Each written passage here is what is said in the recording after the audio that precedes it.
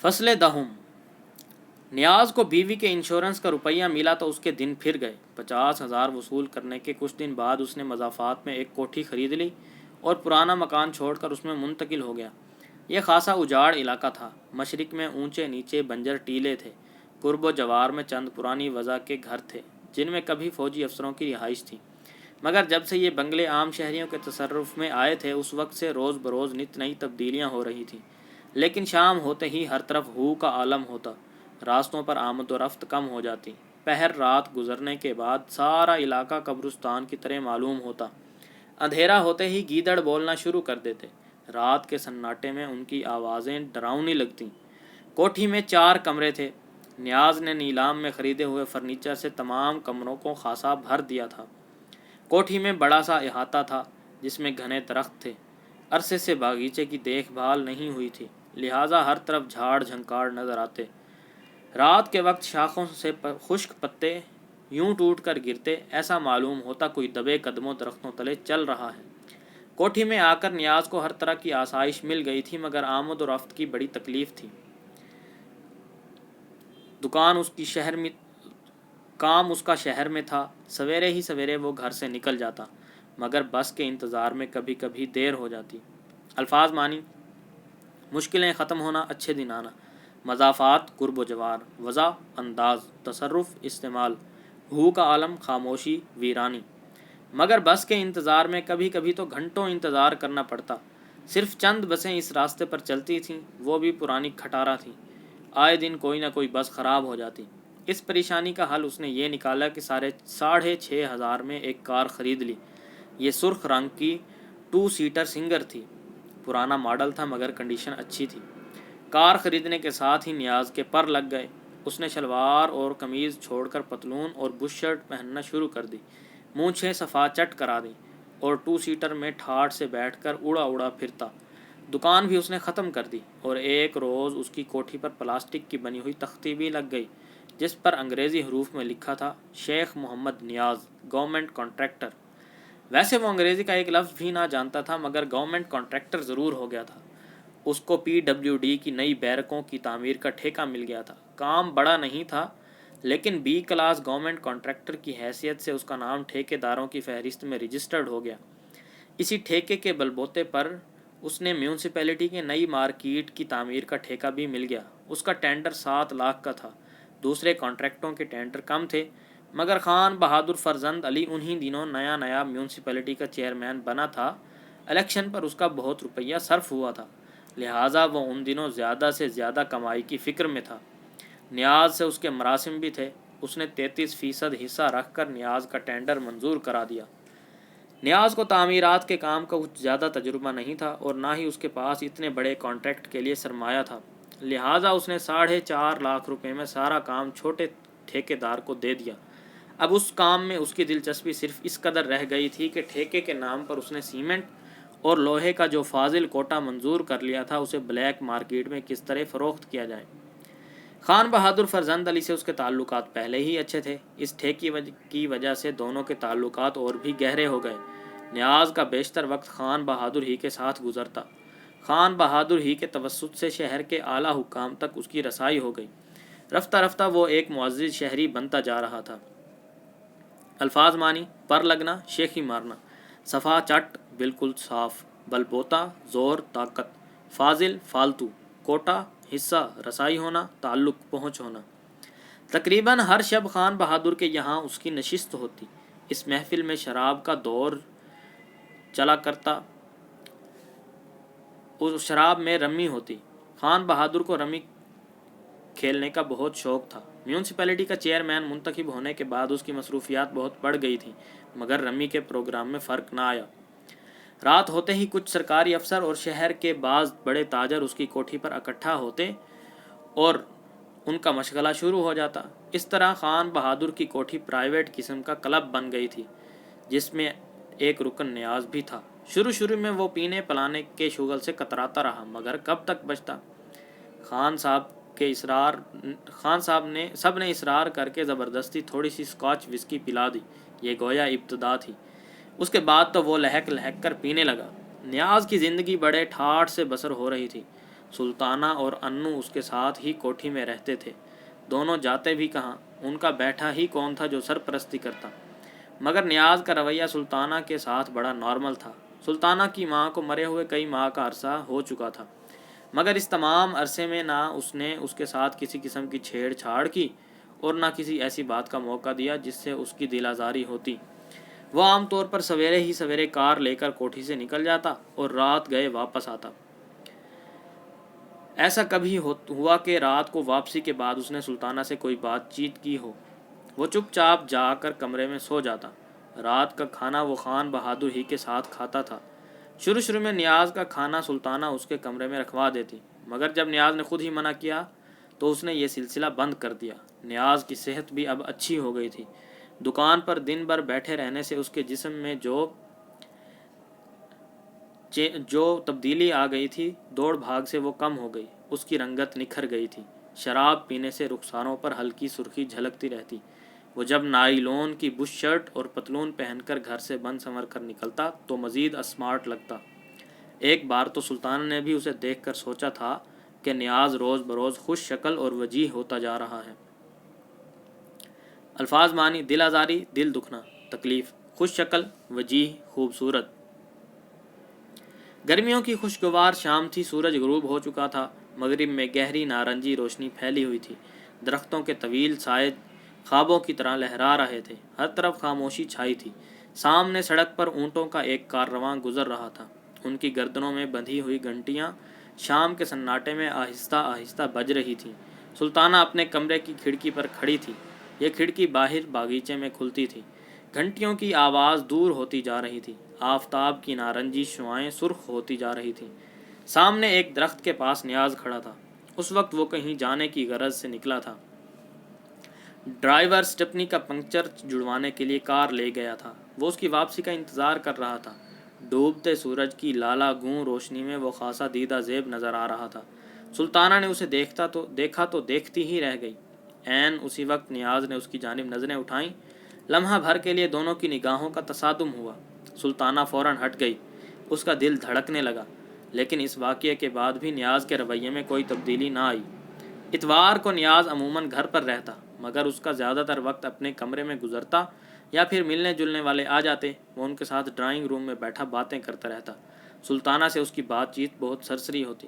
کئی بار وہ اسے اور انو کو کار میں بٹھا کر شاپنگ کے لیے شہر بھی لے گیا اور ہمیشہ سامان سے لدا پھندا لوٹا۔ اس کے سامان میں زیادہ تر سلطانہ کے بنڈل ہوتے۔ وہ اس کے ساتھ بڑی نرمی اور خوش اخلاقی کا مظاہرہ کرتا، بات کرتا تو عام طور پر نظریں جھکی ہوتیں، یہ گفتگو عام طور پر رسمی سی ہوتی تھی۔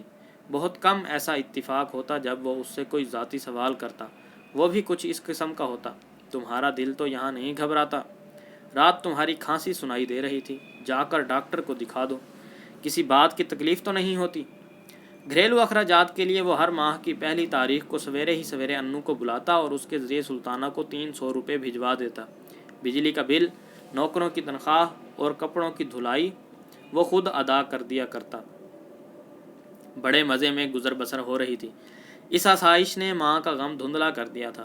سلطانہ کا چہرہ تابناک ہوتا جا رہا تھا، آنکھوں میں برسات کی شاموں کا حسن ہوتا اور جسم پھولوں سے لدی ہوئی شاخ کی طرح لچکتا۔ اس کے حسن میں نرالی سج دھج آ گئی تھی۔ سلطانہ کے ساتھ نیاز کا رویہ جتنا نرم اور معقول ہوتا، اسی قدر وہ انو کے ساتھ بے رخی سے پیش آتا، بات بات پر اسے ڈانٹتا ڈپٹتا، زیادہ ناراض ہوتا تو گالیاں دینے سے بھی نہ چوکتا۔ 2 بار انو کے منہ پر اس نے تھپڑ بھی مارے تھے اور ایک دفعہ تو ایسا غضبناک ہو گیا کہ پانی کا گلاس کھینچ مارا، مگر انو بال بال بچ گیا۔ شیشے کا گلاس دیوار سے ٹکرا کر پاش پاش ہو گیا۔ انو ڈرا سہما رہتا تھا، نیاز کے جارحانہ رویے نے اسے اور خوف زدہ کر دیا تھا۔ وہ ہر وقت چپ چاپ رہتا اور اس کم سینی میں بڑے بوڑھوں کی طرح سنجیدہ نظر آتا۔ نیاز گھر میں آتا تو انو کی یہی کوشش ہوتی کہ اس کے سامنے نہ جائے۔ اگر نیاز کسی کام سے بلاتا تو اس کا چہرہ زرد پڑ جاتا، وہ سہما ہوا اور سکڑایا اس کے پاس جا کر خاموش کھڑا ہو جاتا۔ وہ کسی کام کو کہتا تو بدحواسی میں کوئی نہ کوئی الٹی سیدھی حرکت سرزد ہو جاتی۔ نیاز پاگل کتے کی طرح دانت کچکچا کے اس کی جانب لپکتا اور گالیوں کی بوچھاڑ کر دیتا۔ انو کے ساتھ نیاز کے اس ناروا رویے کو سلطانہ بارہا شدت سے محسوس کر چکی تھی، مگر کبھی بات کرنے کی اس سے جرأت نہ ہوئی۔ ایک بار جب نیاز نے انو کے منہ پر تھپڑ مارا اور وہ روتا ہوا اس کے پاس آیا تو وہ بے چین ہو گئی۔ انو کے رخسار پر انگلیوں کے نشان صاف نظر آ رہے تھے۔ وہ سسکیاں لے کر بے چارگی سے رو رہا تھا۔ سلطانہ نے اسے تسلی دینے کی کوشش کی تو اپنی بے کسی پر خود اس کی آنکھیں چھلک پڑیں۔ وہ انو کو سینے سے لگا کر بے اختیار رونے لگی۔ بھرائی ہوئی آواز میں بولی، میرے بھائی صبر کر، اللہ کے لیے اس طرح بلک بلک کر نہ رو، میرا کلیجہ پھٹا جا رہا ہے۔ اسے سینے سے لگائے وہ دیر تک ہچکیاں لے کر روتی رہی۔ انو سے اسے بچپن ہی سے بڑی محبت تھی اور اب تو بھری دنیا میں وہ اس کا واحد سہارا رہ گیا تھا۔ ماں باپ اللہ کو پیارے ہو گئے۔ ایک بھائی ایسا گیا کہ یہ بھی خبر نہ ملی کہ زندہ ہے یا مر گیا۔ انو کے ساتھ نیاز کا رویہ روز بروز سخت ہوتا جا رہا تھا۔ وہ اسے خام خواہ ایذا پہنچانے کی کوشش کرتا۔ اس کا کام کاج کرنے کے لیے گھر میں ملازم موجود تھا، مگر وہ اپنا سارا کام اد بدا کر انو ہی سے کراتا۔ ذرا سی غلطی پر گندی گندی گالیاں دیتا، اس کے چہرے پر تھوک دیتا، بازو پکڑ کر پن چبھو کر تکلیف سے بلبلا کر چیختا تو بے رحمی سے مارتا۔ انو نے بارہا سلطانہ سے فریاد کی، وہ اسے دلاسا دے کر رہ جاتی۔ نیاز سے کچھ کہنے کی کبھی ہمت نہ ہوئی۔ پھر ایک ایسا وقت آیا کہ انو نے نیاز کے خلاف کچھ کہنا ہی چھوڑ دیا۔ وہ چپ چاپ اس کی مار سہ لیتا اور گھر کے کسی گوشے میں جا کر چپ کے روتا۔ نیاز سے تو اسے چڑ تھی، اب وہ سلطانہ سے بھی بیزار رہنے لگا۔ اسے تنہائی سے رغبت ہوتی جا رہی تھی۔ جب دیکھو اکیلا بیٹھا ہے۔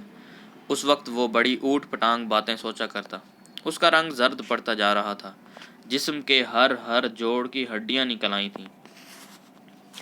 اس مریل سے لڑکے سے نیاز کو نامعلوم کیوں اس قدر بیر تھا کہ دیکھتے ہی جھنجھلا جاتا، آنکھیں سرخ ہو جاتیں، ہونٹ کانپنے لگتے۔ اسے اذیت پہنچا کر اسے عجیب سی تسکین ملتی۔ انو اس کے سامنے جاتا تو اس طرح گھگیا کر بولتا کہ خارش زدہ کتے کی طرح حقیر نظر آتا۔ اس نفرت کی بنیادی وجہ کسی حد تک خود سلطانہ تھی۔ اسے انو سے بے تحاشا پیار تھا۔ اس کا زیادہ تر وقت اس کی دیکھ بھال میں گزرتا تھا۔ وہ اسے اپنے سامنے بٹھا کر ناشتہ کراتی، اصرار کر کے کھانا کھلاتی، اپنے کمرے ہی میں اسے سلاتی تھی۔ کبھی بیٹھی اس کے کپڑوں میں بٹن ٹانک رہی ہے، اس کی کتابیں کرینے سے لگا رہی ہے، اس کے جوتوں پر پالش کر رہی ہے، اس کا بستر درست کر رہی ہے۔ وہ سویرے بہت تڑکے اٹھ جاتی اور دیر تک انو کو بیدار کرتی رہتی۔ وہ اس وقت گہری نیند میں ہوتا، بار بار کروٹ بدل کر آنکھیں بند کر لیتا، مگر ناراض ہونے کے بجائے وہ اسے چمکارتی رہتی۔ آخر جب اٹھ کر بیٹھ جاتا تو اسے غسل خانے میں لے جاتی۔ جب تک وہ نہاتا رہتا، عام طور پر دروازے پر کھڑی بے چینی سے اس کا انتظار کرتی رہتی، کنگھا لے کر اس کے بال بناتی، ذرا دیر میں اس کے لیے گرم گرم دودھ کا گلاس لے کر آتی اور زبردستی پورا گلاس پلاتی۔ اسکول جاتا تو کوٹھی کے دروازے پر کھڑی دور تک اسے دیکھتی رہتی۔ سلطانہ نے اپنی ساری توجہ کا مرکز انو کو بنا لیا تھا۔ الفاظ معنی، ادبدا کر، جان بوجھ کر، بیر، دشمنی، تسکین، راحت، تسلی، چمکارتی، پیار کرتی۔ سلطانہ نے اپنی ساری توجہ کا مرکز انو کو بنا لیا تھا۔ نیاز کبھی کبھار اس کے کمرے کے سامنے سے گزرتا تو یہی دیکھتا کہ وہ انو کا کوئی نہ کوئی کام کر رہی ہے۔ وہ اس قدر منہمک ہوتی کہ نیاز کی جانب سر اٹھا کر بھی نہ دیکھتی۔ انو کی عزلت پسندی نے سلطانہ کو تشویش میں مبتلا کر دیا تھا۔ وہ اسے کبھی باغیچے کے گھنے درختوں کے نیچے سے، کبھی باورچی خانے کی کوٹھڑی سے، کبھی چھت پر جانے والے زینے سے ڈھونڈ ڈھونڈ کر لاتی، مگر انو اس کی نظر بچتے ہی کہیں نہ کہیں چھپ کر بیٹھ جاتا۔ وہ گھبرائی گھبرائی اسے تلاش کرتی پھرتی۔ اس کے پیار میں ماں کی ممتا کا جذبہ تھا۔ اس کی دیکھ بھال میں سلطانہ کو ایک طرح کا سکون ملتا۔ ایک روز ایسا ہوا کہ سلطانہ کی طبیعت خراب تھی، معمولی موسمی بخار تھا۔ نیاز نے اصرار کر کے اسے بوڑھی خادمہ کے ہمراہ ڈاکٹر کے پاس بھیجا اور خود کار کے واپس آنے کا انتظار کرنے لگا۔ شام کا وقت تھا۔ انو باہر باغیچے میں درختوں تلے حسب عادت تنہا بیٹھا تھا۔ جب اندھیرا خوب پھیل گیا تو وہ اٹھ کر اندر گیا۔ اسی وقت نیاز نے اسے اپنے کمرے میں بلایا۔ انو کا خون خشک ہو گیا، چہرہ زرد پڑ گیا۔ وہ سہما ہوا اس کے پاس پہنچا۔ نیاز اسے دیکھتے ہی گھرایا، ابے کہاں مر گیا تھا؟ کتنی دیر سے آوازیں دے رہا ہوں۔ انو نے حسب معمول اس کی بات کا کوئی جواب نہ دیا۔ نیاز نے جل کر کہا، سور کے بچے، منہ سے کیوں نہیں بولتا؟ اب تک کہاں آوارہ گردی کر رہا تھا؟ انو نے مری ہوئی آواز میں کہا، باہر درختوں کے نیچے بیٹھا تھا۔ نیاز نے ایک سڑی ہوئی گالی دے کر کہا، اب تو جھوٹ بولنا بھی سیکھ گیا، سمجھ لینا کھال ادھیڑ کے رکھ دوں گا۔ اس گھر میں رہنا ہے تو ٹھیک سے رہو، ورنہ چلتے پھرتے نظر آؤ، میں نے کوئی مسافر خانہ نہیں کھول رکھا۔ وہ دیر تک اس پر برستا رہا، پھر ڈپٹ کر بولا، ذرا الماری سے گلاس تو نکال، اور وہ جو کونے میں بوتل رکھی ہے وہ بھی لیتا آ، میری طبیعت خراب ہے، ذرا سی دوا پیوں گا۔ الفاظ معنی: محو، مصروف، عزلت پسندی، تنہا رہنے کی عادت۔ انو چپ چاپ الماری کی طرف چلا گیا۔ جھٹ پٹا کا وقت تھا، ہوا سنکی ہوئی تھی، موسم سہانا تھا، نیاز کا بدن ٹوٹ رہا تھا، طبیعت کچھ بھاری بھاری تھی۔ اس نے سوچا اس وقت ایک آدھ پیگ وسکی کا لگا لیا جائے تو طبیعت بشاش ہو جائے گی۔ اب وہ کبھی کبھار گھر پر بھی پی لیتا تھا۔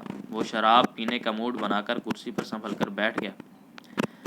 انو نے الماری سے گلاس نکالا، بوتل اٹھائی، اسی وقت نیاز نے چیخ کر کہا، ابے کہاں مر گیا؟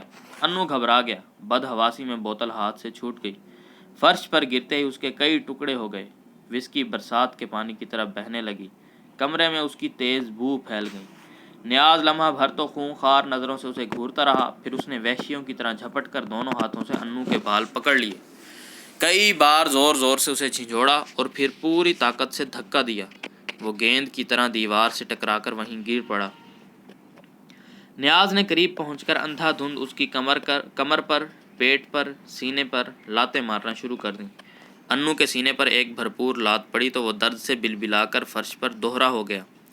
نیاز نے ایک اور کس کے لات ماری، وہ دور تک لڑھکتا چلا گیا۔ نیاز بھینسے کی طرح منہ پھاڑ کر زور زور سے ہانپنے لگا۔ انو ذرا دیر تک تو لاش کی مانند بے سدھ پڑا رہا، پھر اس نے اٹھ کر کمرے سے بھاگنے کی کوشش کی، مگر نیاز نے جانے نہ دیا۔ لپک کر کمرے کا دروازہ بند کیا اور بولٹ چڑھا دیا۔ انو خوف سے تھر تھر کانپنے لگا۔ نیاز آہستہ آہستہ چلتا ہوا اس کے قریب گیا اور گریبان پکڑ کر ایک بار پھر اسے زور زور سے جھنجھوڑنے لگا۔ پہلی بار انو نے جرأت پیدا کی اور جل کر اپنا پورا منہ نیاز کی کلائی پر رکھ کر گوشت چبا ڈالا۔ نیاز نے تکلیف سے گھبرا کر بڑا گھناؤنا سا منہ بنایا، زور سے چلایا، مار دیا سالے نے، اور پھر انو کو فرش پر گرا کر اس کے سینے پر سوار ہو گیا۔ وہ اس کے بھاری بھرکم جسم کے نیچے مچھلی کی طرح تڑپتا رہا۔ نیاز نے دونوں ہاتھوں سے اس کا گلا دبوچ کر زور لگایا۔ انو کے حلق سے بلیوں کے غرانے کسی آواز نکلی، اس کی آنکھیں ابل پڑیں۔ الفاظ معنی: جھٹ پٹا، سورج غروب ہونے کا وقت، بشاش، تر و تازہ، خونخوار، نہایت غصے سے بھری ہوئی، گھناؤنا، خوفناک۔ نیاز نے گھبرا کر اسے چھوڑ دیا۔ انو آنکھیں پھاڑے دیر تک نیاز کو تکتا رہا، اس کے منہ سے رال بہہ رہی تھی، آنکھیں جنگلی کبوتر کی طرح سرخ ہو گئی تھیں۔ کچھ دیر وہ اسی طرح سکتے کے عالم میں پڑا رہا، پھر وہ درد سے کراہنے لگا۔ نیاز نے چیخ کر کہا، تو ابھی میرے گھر سے نکل جا، ورنہ میں تجھے جان سے مار دوں گا۔ انو نے اٹھنے کی کوشش کی مگر ڈگمگا کر فرش پر گر پڑا۔ اس کا جسم پسینے سے تر بتر تھا، سانس پھولی ہوئی تھی۔ کئی منٹ اسی عالم میں گزر گئے۔ نیاز نے گالی دے کر کہا، ابے اب جاتا ہے کہ سالے کچھ اور لے گا؟ وہ اس کی جانب خونخوار نظروں سے گھورتا ہوا لبکا۔ انو جلدی سے اٹھ کر بیٹھ گیا۔ اس نے بڑی بے بسی سے ہاتھ جوڑ کر گھگیا کر فریاد کرنے لگا، اب نہیں، اب نہیں۔ نیاز بولا، تو پھر نکل جا یہاں سے۔ اس نے دروازے کا بولٹ کھول دیا، زور سے دھاڑا، دیکھ اب لوٹ کے نہیں آنا، ورنہ میں زندہ نہیں چھوڑوں گا۔ انو اٹھ کر کھڑا ہو گیا، لڑکھڑاتے ہوئے قدموں سے کمرے کے باہر چلا گیا، لیکن وہ کوٹھی میں نہیں ٹھہرا، لان عبور کر کے پھاٹک سے نکلا اور سنسان سڑک پر آہستہ آہستہ چلتا ہوا آگے بڑھ گیا۔ رات نے اپنے پر پھیلا دیے تھے، کوچہ و بازار پر تاریکی پھیل گئی۔ انو سنسان سڑک پر کئی گھنٹے تک آوارہ گردی کرتا رہا، مسلسل چلتا رہا کہ اسے کہاں جانا چاہیے، مگر وہ کہیں نہیں گیا اور ایک ویران فٹ پاتھ پر تھک کر سو گیا۔ آدھی رات سے کچھ دیر پہلے انو کی آنکھ اچانک کھل گئی، ایسا محسوس ہوا کہ مینہ برس رہا ہے۔ الفاظ معنی: بے حس و حرکت تربتر گیلا۔ میंہ برس رہا ہے، اسے اپنا بدن بھیگتا ہوا معلوم ہوا، گھبرا کر اٹھ بیٹھا۔ اسی وقت اندھیرے میں کسی کی گھبراہٹ سے بھری ہوئی آواز ابھری، اوئے تیرا کھانا خراب، ابے تجھے یہیں مرنے کو جگہ رہ گئی تھی۔ انو نے دیکھا ایک شخص اس کے سر پر کھڑا پیشاب کر رہا ہے۔ وہ گھبرا کر پیچھے ہٹ گیا اور سہمی ہوئی نظروں سے اسے دیکھنے لگا۔ وہ شخص اسی طرح اطمینان سے کھڑا پیشاب کرتا رہا۔ ذرا دیر بعد وہ فارغ ہوا تو آزار بند باندھتا ہوا قریب آ کر بولا، ابے یہاں کیوں سو رہا ہے؟ گھر میں جگہ نہیں؟ انو نے کوئی جواب نہیں دیا، خاموش بیٹھا ٹکر ٹکر اسے دیکھتا رہا۔ اس نے دوبارہ پوچھا، یہیں رہتا ہے؟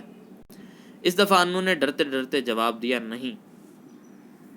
ذرا دیر تک وہ شخص خاموش کھڑا رہا۔ اندھیرے میں وہ سائے کی طرح دھندلا نظر آ رہا تھا۔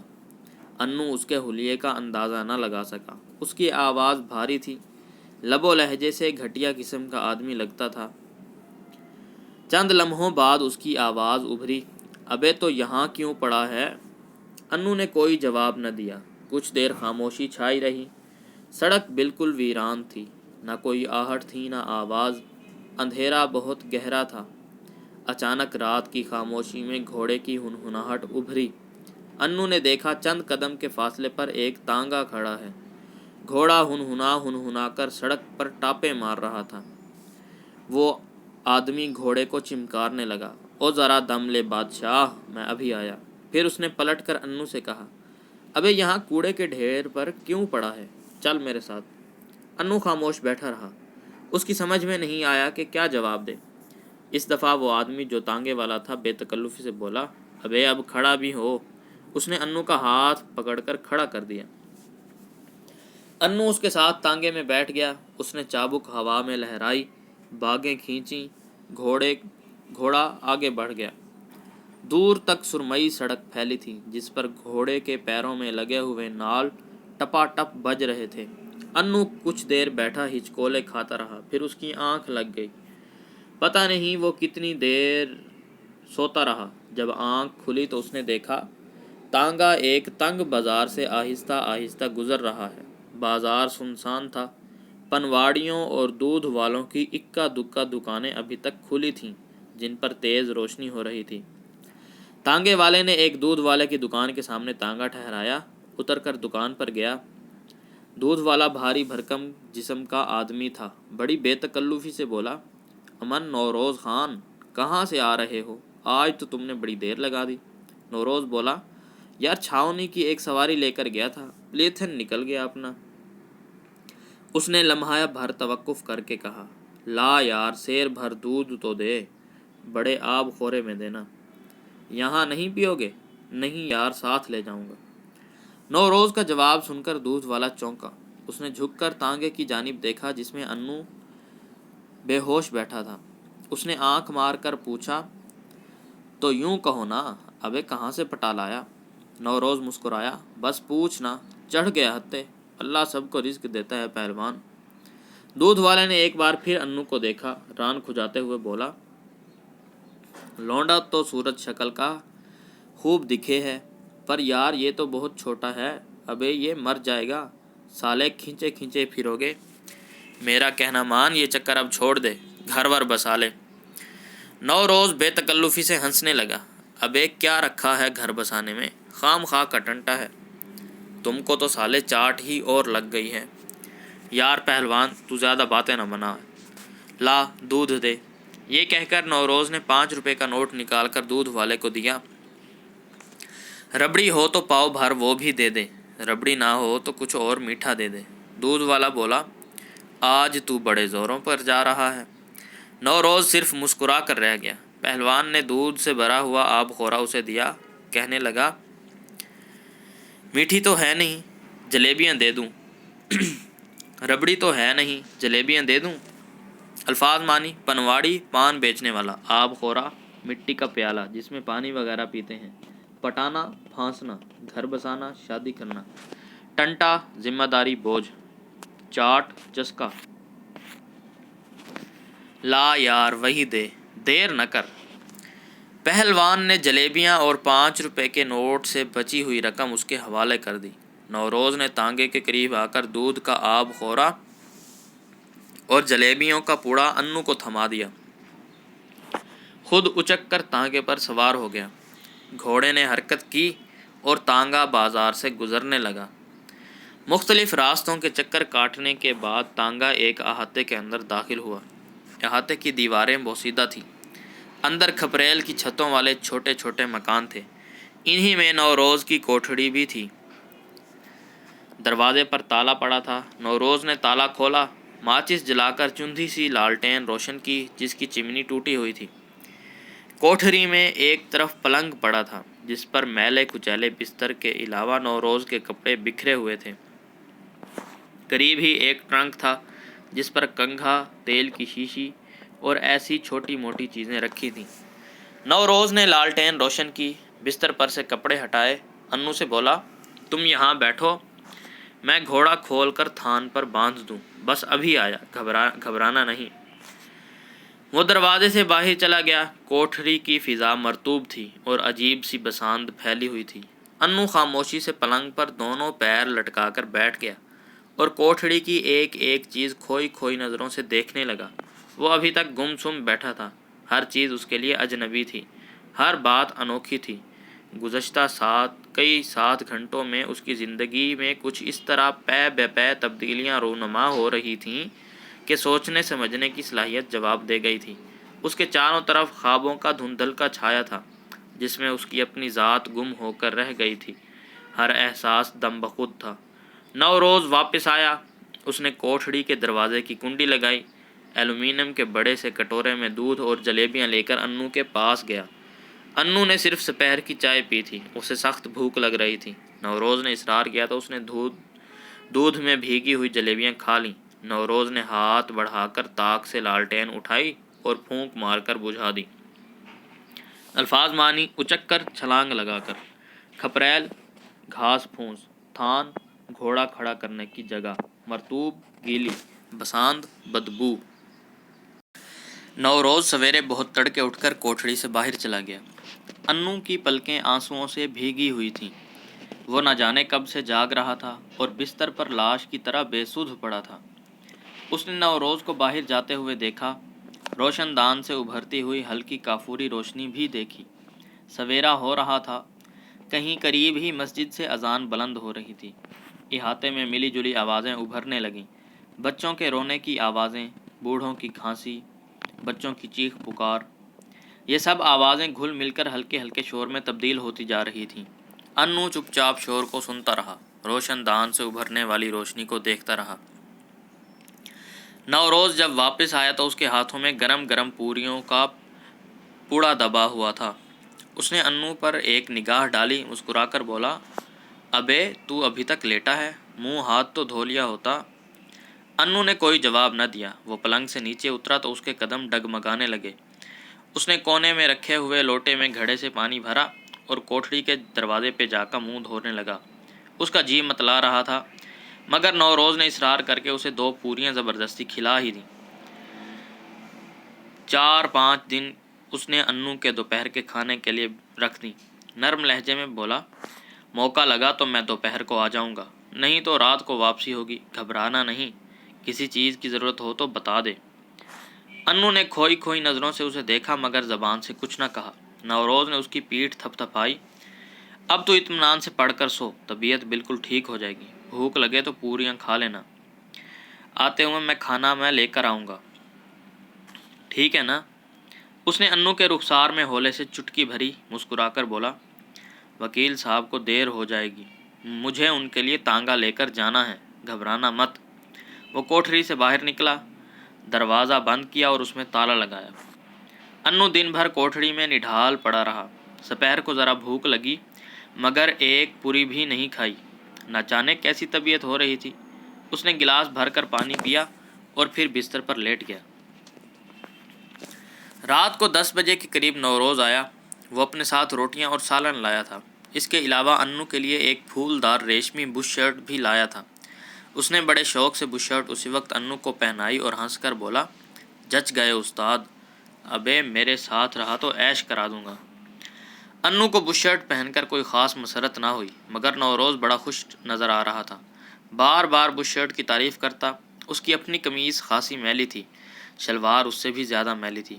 وہ دوہرے بدن کا لمبا تڑنگا آدمی تھا، 30-32 کے لگ بھگ عمر ہوگی، رنگ سانولا تھا، سر پر لمبے لمبے بال تھے، آنکھیں بہت چھوٹی چھوٹی تھیں، ہنستا تو آنکھیں بند ہو جاتی، چہرہ کچھ ایسا بے ڈھنگا ہو جاتا کہ اچھا خاصا الو کا پٹھا معلوم ہوتا، لیکن وہ الو کا پٹھا ہرگز نہ تھا۔ روزانہ 10-12 روپے اور کبھی کبھی تو 18-20 روپے کما لاتا۔ طبیعت میں چٹور پن تھا، ہر وقت کچھ نہ کچھ کھاتا ہی رہتا تھا۔ شہر کے تانگے والوں میں وہ بڑا سرکش مشہور تھا، ذرا سی بات پر لڑنے مرنے پر آمادہ ہو جاتا۔ ہاتھ پاؤں اچھے تھے، اس لیے لوگ اسے ڈرتے بھی تھے۔ کوئی دن ایسا نہ جاتا جب اڈے پر کسی تانگے والی سے اس کی تو تکار نہ ہوتی۔ اکثر اس گالی گلوچ میں ہاتھا پائی کی نوبت آ جاتی، لیکن انو کے ساتھ نوروز کا رویہ بڑا اچھا تھا، وہ اس کے ساتھ بڑی نرمی سے پیش آتا۔ انو نے بھی کبھی اسے ناراض ہونے کا موقع نہ دیا۔ وہ فطرتاً کم گو تھا، اب اس نے بولنا اور بھی بند کر دیا تھا، ہر وقت چپ چپ رہتا۔ نوروز روزانہ صبح کوٹھڑی میں تالا لگا کر چلا جاتا اور رات گئے آ کر کھولتا۔ واپسی پر انو کے لیے کھانے پینے کی اشیاء کے علاوہ اکثر اور بھی کچھ نہ کچھ لے آتا۔ کھانا کھانے کے بعد نوروز زور زور سے ڈکاریں لیتا اور دھم سے بستر پر گر جاتا۔ انو کو آواز دے کر قریب بلاتا، لے بے ذرا ٹانگیں تو دبا دے۔ انو پائنتی بیٹھ کر چپ چاپ اس کی موٹی موٹی پنڈلیاں دبانے لگتا۔ نوروز اس وقت باتیں کرنے کے موڈ میں ہوتا تو وہ انو سے پوچھتا، کیوں بے، کوئی تکلیف تو نہیں؟ الفاظ مانی: الو کا پٹھا، مراد بد شکل ڈراؤنا، چٹور پن، کھانے کا شوق، سرکش لڑاکا، پائنتی، چار پائی کا پاؤں کی طرف کا حصہ۔ کیوں بے، کوئی تکلیف تو نہیں؟ انو اپنا سر انکار میں ہلا دیتا۔ وہ اصرار کر کے پوچھتا، دیکھ بے، کسی چیز کی ضرورت ہو تو فوراً کہہ دیا کر۔ اچھا۔ انو کا جواب بہت مختصر ہوتا۔ نوروز کو اس کی یہ خاموشی کبھی کبھی بڑی گراں گزرتی۔ وہ کسی قدر تیکھے لہجے میں کہتا، ابے تو نے کوئی چپ کا روزہ رکھا ہے؟ ذرا بات چیت کیا کر، یہ کیا ہونٹ سیے بیٹھا ہے؟ اور دیکھ، جو تیرا جی ہے بے خوف، جو جی ہو بے خوف مجھ سے کہہ دیا کر، دیکھ تو میں تیری بات پوری کرتا ہوں کہ نہیں۔ اس کے اسی اصرار پر آخر ایک روز انو نے ڈرتے ہوئے کہا، مجھے اسکول میں داخل کرا دو۔ نوروز حیرت سے چونک پڑا، اسکول میں داخل کرا دوں؟ وہ لمحہ بھر خاموش رہا۔ اب ایک کیا کرے گا اسکول جا کر؟ وہاں تو لڑکے جا کر 1 نمبر آوارہ ہو جاتے ہیں۔ جا بے، تو بھی یوں ہی رہا۔ اس کے اس جواب سے انو کو بڑی مایوسی ہوئی۔ وہ سوچا کرتا کہ اسکول میں داخل ہو جائے گا، خوب پڑھے گا، پھر اچھی سی کوئی نوکری کر لے گا اور سلطانہ کو اپنے پاس بلا لے گا۔ اسے سلطانہ کی بہت یاد آتی تھی، اسے یاد کر کے وہ اکثر رو پڑتا۔ اب وہ اس کے پاس جا بھی تو نہیں سکتا تھا، نیاز دیکھ لیتا تو اسے زندہ نہیں چھوڑتا۔ نوروز کے پاس رہتے ہوئے انو کو 2 ہفتے سے زیادہ عرصہ ہو گیا تھا۔ نوروز اسے روزانہ کوٹھڑی میں بند کر کے چلا جاتا اور رات گئے واپس آتا۔ انو دن بھر کوٹھڑی میں قید رہتا۔ کبھی کبھی دل گھبراتا تو اٹھ کر بے چینی سے چکر کاٹنے لگتا، پھر اپنی بے کسی پر اس کی آنکھیں آنسوؤں سے بھیگ جاتی۔ وہ سسکیاں بھر کر دیر دیر تک روتا رہتا۔ نوروز سے اس کو کراہیت محسوس ہونے لگتی۔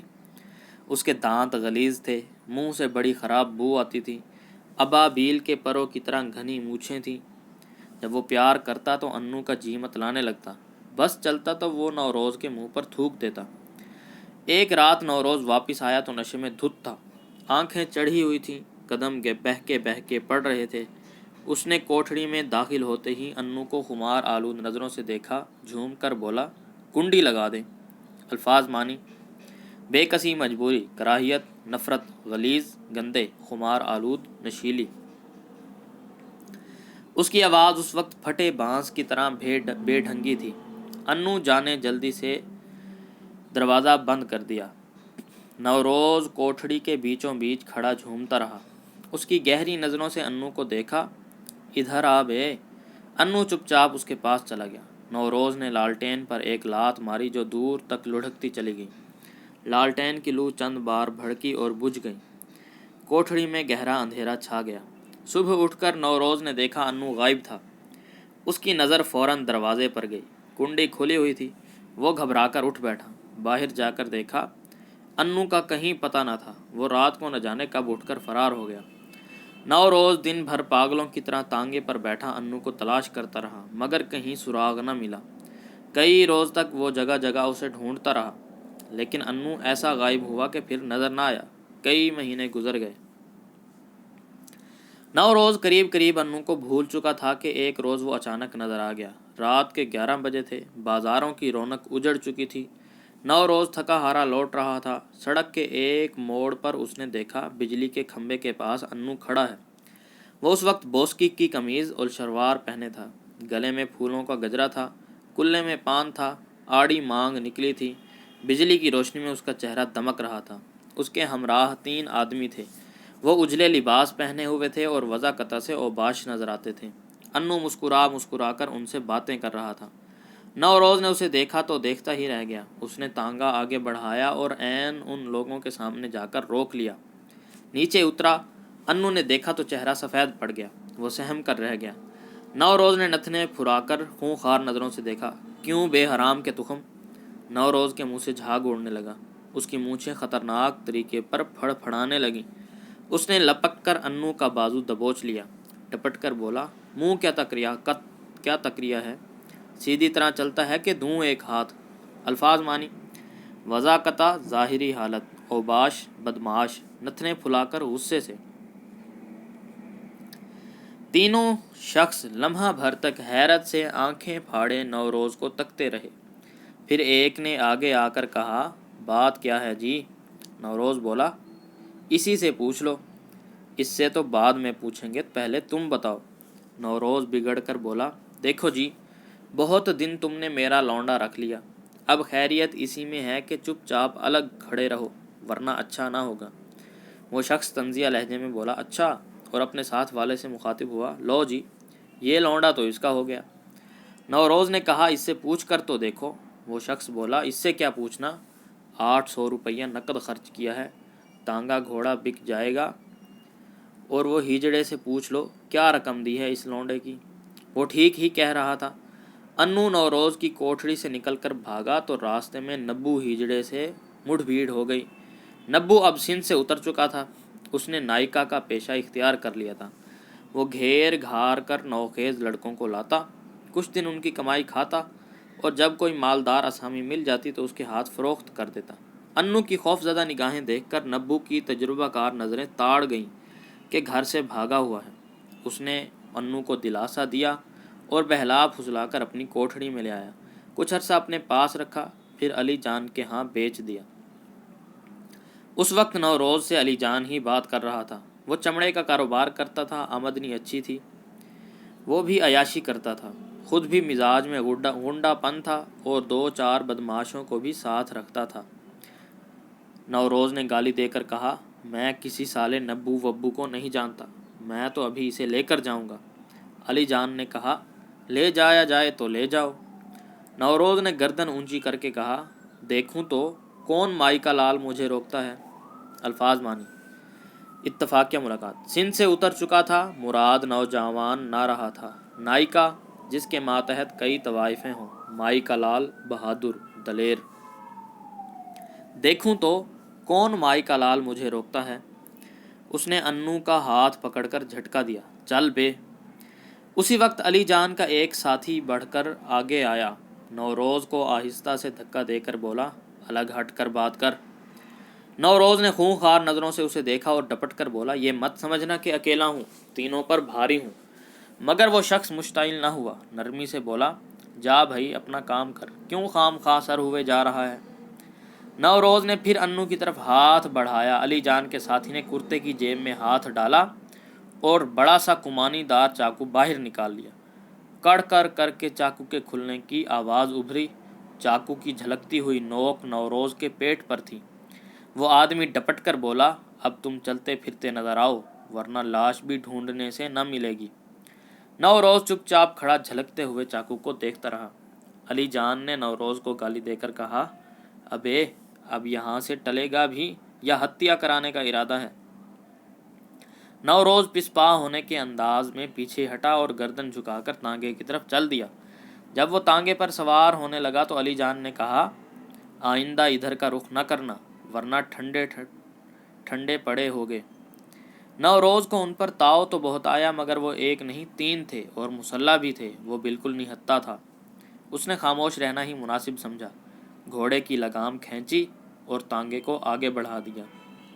کول تار کی پختہ سڑک پر اس کے تانگے کی آہٹ دور تک ابھرتی رہی۔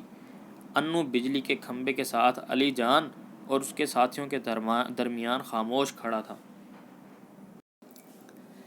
انو گھر سے نکلنے کے بعد واپس نہ آیا۔ سلطانہ روزانہ اس کا انتظار کرتی۔ اسے امید تھی کہ انو ایک نہ ایک روز ضرور واپس آئے گا۔ اس نے انو کی ایک ایک چیز سنبھال کر الماری میں رکھ دی تھی۔ اس کے لیے کپڑوں کے نئے نئے جوڑے سلوائے تھے، وہ بھی الماری میں رکھے تھے۔ جب انو بہت یاد آتا تو وہ الماری کھول کر کھڑی ہو جاتی اور ساری چیزوں کو حسرت سے دیکھتی۔ پھر اس کا دل بھر آتا، بے اختیار رو پڑتی۔ انو سے اسے بڑی ڈھارس تھی۔ اس کے جانے کے بعد تنہائی کا احساس شدید ہو گیا تھا۔ وہ پاگلوں کی طرح گھر کا چکر کاٹا کرتی، گھنٹوں دریچے پر کھڑی سڑک کی جانب خوابناک نظروں سے تکا کرتی کہ شاید انو آتا ہوا نظر آ جائے۔ اسے اس قدر پریشان دیکھ کر گھر کی خادمہ نے ایک روز بتایا کہ گمٹی میں ایک شاہ صاحب ہیں، بہت پہنچے ہوئے بزرگ ہیں، فال نکال کر ایسی پتے کی باتیں بتاتے ہیں کہ آدمی دنگ رہ جائے۔ ان کا ایک پر ایک ہے۔ اس سلسلے میں اس نے کئی حیرت انگیز واقعات بھی سنائے، جن کو سن کر سلطانہ کا اشتیاق اس قدر بڑھا کہ ایک روز جب نیاز باہر گیا ہوا تھا، اس نے خادمہ کو اپنے ہمراہ لیا اور شاہ صاحب کے ہاں جا پہنچی۔ اس نے دیکھا حاجت مندوں کا جم گھٹا لگا ہوا تھا، دور دور سے لوگ ان کے پاس آئے تھے۔ ان کا قیام ایک ٹیلے کے دامن میں تھا۔ یہ مختصر سا نیم پختہ مکان تھا۔ اس میں کل 2 کمرے تھے۔ کمروں کے آگے سائبان تھا جس میں مردوں کے لیے انتظام تھا۔ ایک کمرے میں پردہ دار خواتین بیٹھی تھیں۔ سلطانہ بھی وہیں جا کر بیٹھ گئی۔ وہ 9 بجے دن کو وہاں پہنچی تھی۔ دوپہر کو اس کی باری آئی۔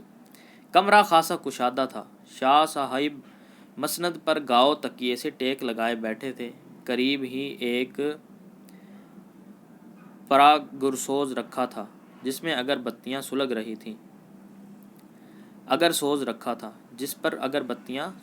تھیں۔ کمرے میں ہر طرف تیز خوشبو پھیلی ہوئی تھی۔ الفاظ مانی: حوصلہ ہمت، دریچہ کھڑکی ایک پر ایک ہے، بہت اچھا ہے، اشتیاق شوق، جمگھٹا ہجوم، اگر سوز وہ برتن جس میں اگربتی رکھی جاتی ہے۔ کمرے میں ہر طرف تیز خوشبو پھیلی ہوئی تھی۔ وہ ادھیڑ آدمی تھے، خوب گھنی داڑھی تھی، سر پر کاکلیں تھیں۔ اس وقت وہ زعفرانی رنگ کا کرتا اور ویسا ہی تہبند باندھے ہوئے تھے۔ چہرے سے جلال ٹپکتا تھا۔ سلطانہ اندر پہنچی تو وہ آنکھیں بند کیے مراقبے کے عالم میں تھے۔ سلطانہ کے ساتھ خادمہ بھی تھی۔ دونوں غالیچے کے ایک سرے پر مؤدب ہو کر بیٹھ گئیں۔ شاہ صاحب آنکھیں بند کیے بیٹھے رہے۔ کمرے میں گہرا سکوت تھا۔ اچانک شاہ صاحب کی آواز ابھری: لڑکی، تیرا بھائی شمال مشرق کی جانب گیا ہے، وہ ایک شخص کے چنگل میں بری طرح پھنسا ہوا ہے۔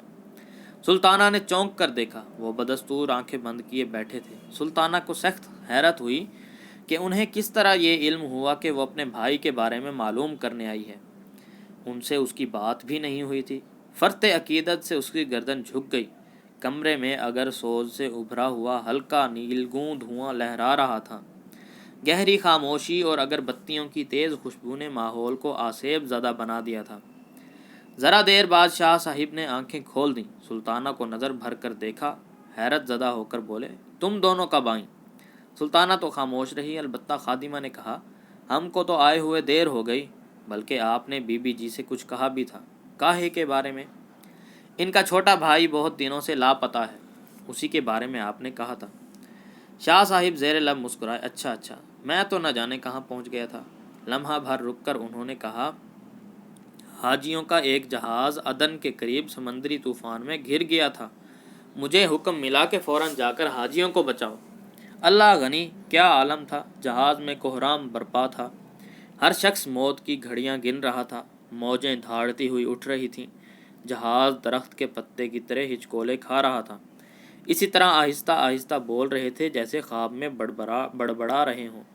الفاظ مانی: زعفرانی رنگ کا، زرد رنگ کا، جلال، نور، چمک، چنگل میں آ جانا، قابو میں آ جانا، فرط عقیدت، بہت زیادہ عقیدت، کوہرام برپا ہونا، شور شرابہ ہونا، ہنگامہ برپا ہونا، جیسے خواب میں بڑبڑا رہے ہوں۔ خادمہ کا منہ حیرت سے کھلا کا کھلا رہ گیا، سلطانہ کا سر عقیدت سے اور جھک گیا۔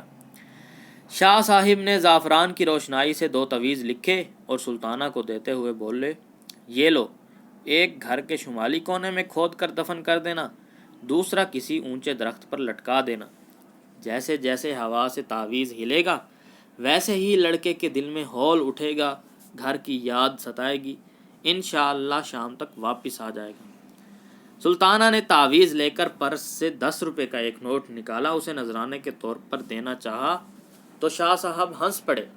تمہارا بھائی آ جائے تو ایک سیاہ بکرا صدقہ کر دینا، اس کا گوشت غریبوں محتاجوں میں تقسیم کر دینا۔ سلطانہ نے نوٹ پرس میں واپس رکھ لیا، شاہ صاحب سے اجازت لی اور خوشی خوشی گھر آ گئے۔ شاہ صاحب کی ہدایت کے مطابق اس نے ایک تعویذ زمین میں دفن کروا دیا، دوسرا باغیچے میں لگے ہوئے پیپل کے پیڑ کی اونچی شاخ پر لٹکوا دیا۔ اسے یقین تھا کہ انو ضرور آ جائے گا۔ شاہ صاحب کی شخصیت کا طلسم اس پر پوری طرح چھا گیا تھا۔ اس روز اس نے خانسامہ کے ساتھ کھڑے ہو کر اپنے سامنے کھیر تیار کرائی۔ انو کھیر بڑے شوق سے کھاتا تھا۔ دوپہر تک وہ بڑی خوش رہی۔ جب دن ڈھلنے لگا اور دھوپ کا رنگ گہرا ہونے لگا تو وہ بے چین ہو گئی، بار بار دریچے پر جا کر باہر دیکھتی۔ سورج غروب ہو گیا، دن کا الاؤ پڑ گیا اور اندھیرا پھیلنے لگا۔ شام ہو گئی مگر انو نہ آیا۔ رات ہو گئی، اندھیرا گہرا ہو گیا، راستے سنسان پڑ گئے مگر انو کا کہیں پتہ نہ تھا۔ وہ ساری رات جاگتی رہی اور انو کا انتظار کرتی رہی۔ پھر بہت سی شامیں آئیں اور گزر گئیں اور شاہ صاحب کا تعویذ پیپل کی اونچی شاخ پر لہراتا رہا۔ سلطانہ نے دوبارہ شاہ صاحب کے پاس جانے کے لیے اصرار بھی کیا لیکن سلطانہ پھر ان کے پاس نہ گئی۔ اس کی عقیدت کا طلسم درہم برہم ہو چکا تھا۔ الفاظ معنی: خوف پیدا ہونا، گھبراہٹ ہونا، طلسم، جادو۔ نیاز کو سلطانہ کے دکھ کا پورا احساس تھا۔ وہ ہر طرح اس کی ناز برداری کی کوشش کرتا۔ ان دنوں وہ روزانہ کچھ نہ کچھ اس کے لیے خرید کر لاتا، اس کے ساتھ ہمدردی کا اظہار کرتا، انو کے چلے جانے پر اظہار افسوس کرتا، لیکن سلطانہ اس سے کھنچی اور بیزار سی رہتی۔ وہ جانتی تھی کہ انو نے صرف اس کی وجہ سے گھر چھوڑا ہے۔ حالانکہ بوڑھے خانسامہ نے صرف اس قدر بتایا تھا کہ اس نے نیاز کو انو پر ناراض ہوتے سنا تھا۔ اس کے بعد انو کوٹھی کا پھاٹک کھول کر چپ چاپ باہر چلا گیا۔ جب وہ اس بات پر غور کرتی تو اس کے دل میں ہوک سی اٹھتی تھی۔ نیاز کے خلاف شدید نفرت کا طوفان امڑتا۔ اس کا جی چاہتا کہ اس کوٹھی سے کہیں چلی جائے۔ ہر طرف نظریں دوڑاتی مگر اسے کوئی بھی سہارا، کوئی بھی اپنا غم گسار نظر نہ آتا۔ ایسے عالم میں کبھی کبھار سلمان کا بھی خیال آتا مگر اس کی یاد کے ساتھ ہی اس کے تن بدن میں آگ لگ جاتی۔ اس کا جی چاہتا کہ اگر سلمان مل جائے تو وہ اس کا منہ نوچ لے، اس کے چہرے پر تھوک دے اور ہزاروں کوسنے دے۔ پھر وہ سوچتی کاش ایک بار سلمان اسے مل جائے اور وہ اسے یہاں لا کر دکھائے کہ اب سلطانہ وہ لڑکی نہیں رہی جسے وہ غریب اور لاوارث جان کر اس نے ٹھکرا دیا تھا۔ اب وہ شاندار کوٹھی میں رہتی ہے، اس کے پاس کار ہے، قیمتی فرنیچر ہے، نوکر ہیں، خدمت گار ہیں جن پر اس کا حکم چلتا ہے۔ اس کے پاس ڈھیر سارے ریشمی کپڑے ہیں، زیورات ہیں، جوتوں کی درجنوں جوڑیاں ہیں۔ وہ جس قدر ٹھاٹھ باٹھ سے رہتی ہے اس کا وہ تصور بھی نہیں کر سکتا۔ انہی دنوں ایک بار اصرار کر کے نیاز اسے اپنے ہمراہ خان بہادر فرزند علی کے گھر لے گیا۔ خان بہادر بڑی شاندار کوٹھی میں رہتا تھا۔ اس کا رہن سہن شاہانہ تھا۔ ہر کمرے میں عمدہ اور نفیس فرنیچر تھا۔ کام کاج کے لیے نوکروں کی پلٹن تھی مگر اس کی بیوی بڑی چھچھوری اور خر دماغ تھی، اترا کر بات کرتی تھی۔ اس کے ہر انداز سے نو دولتہ پن ٹپکتا تھا۔ البتہ دونوں لڑکیاں بہت شائستہ اور ملنسار تھیں۔ بڑا لڑکا بھی خوش اخلاق اور بہت ہنس مکھ تھا۔ شام کی چائے اس نے تینوں کے ساتھ پی۔ لڑکے کا نام شاہد علی تھا۔ الفاظ معنی: ناز برداری، ناز اٹھانا، کوسنے دینا، برا بھلا کہنا، چھچھوری، کم ظرف، خر دماغ، مغرور، بد دماغ۔ لڑکے کا نام شاہد علی تھا۔ لمبا نکلتا ہوا قد، لمبے لمبے ہاتھ پاؤں، تیکھے نقوش، بڑی بڑی روشن آنکھیں۔ وہ خاصا خوبصورت نوجوان تھا، BSc کر چکا تھا اور اسکالرشپ پر MBA کرنے کے لیے امریکہ جانے والا تھا۔ چائے پر بھی امریکہ کے متعلق بات چیت ہوتی رہی۔ دوران گفتگو شاہد نے اچانک سلطانہ کو مخاطب کرتے ہوئے کہا، مسز نیاز، آپ کو دیکھ کر تو بڑی حیرت ہوئی۔ سلطانہ کو مسز نیاز کہنے پر سخت تعجب ہوا۔ اس کا جی چاہا کہ اس غلط فہمی کو دور کر دے، پھر یہ سوچ کر چپ ہو گئی کہ نیاز کو نہ جانے اس کے متعلق ان لوگوں سے کیا کہا ہے۔ سلطانہ کو بڑا غصہ آیا۔ کم بخت نے کم سے کم اشارہ ہی کر دیا ہوتا۔ ذرا دیر خاموشی رہ کر اس نے شاہد سے کہا، آپ کو حیرت کیوں ہوئی؟ وہ ہچکچاتے ہوئے بولا، میں سمجھتا تھا نہ جانے آپ کیسی ہوں گی۔